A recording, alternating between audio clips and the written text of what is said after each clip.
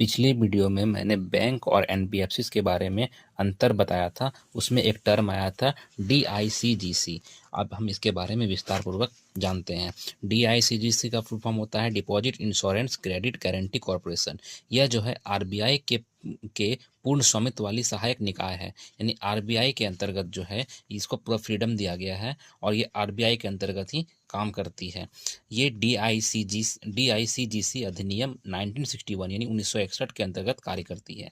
एक अधिनियम के अंतर्गत इसकी स्थापना जो हुई थी 15 जुलाई 1978 को स्थापना हुई थी। ये बैंक के जमाओं जो क्रेडिट अकाउंट और सेविंग अकाउंट जिसको कासा बोलते हैं उसको और एफडी और आरडी पर बीमा प्रदान करती है यानी इंश्योरेंस करती है।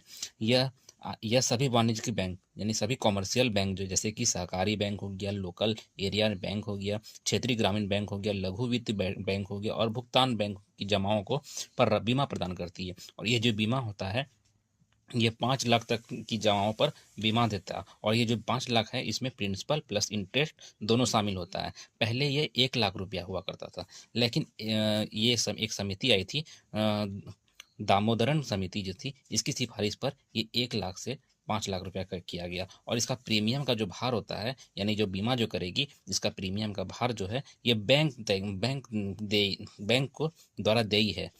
बैंक इसके जो प्रीमियम को भुगतान करेगी, कितना भुगतान करेगी तो पर 100 रुपया पे 12 पैसे भुगतान करेगी। तो डीआईजीसी के अंतर्गत निम्न जमाएं शामिल नहीं होती है। कौन कौन सा बैंक के अंतर्गत डीआईसीजीसी के अंतर्गत जो है कुछ जमाएं हैं जिसको शामिल नहीं किया जाता, जैसे कि बैंक से बैंक का जमा है जिसको उसको हम अंतर बैंक जमाएं बोलते हैं। राज्य सरकारों की जमाएं जो राज्य सरकार बैंक में पैसे जमा करती है उसको वो शामिल नहीं होगा। और विदेशी देशों में की जमाएं, ये जो है विदेशी देश के द्वारा जो बैंक में पैसा आता है इसको शामिल नहीं किया जाएगा।